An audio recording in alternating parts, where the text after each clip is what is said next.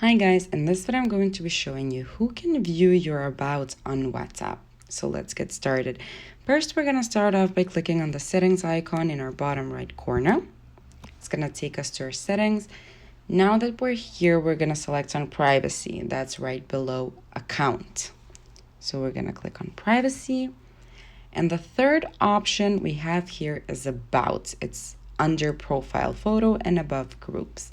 So we're going to go ahead and click on about. It's currently set to everyone, so we can go ahead and adjust and change that as you're liking.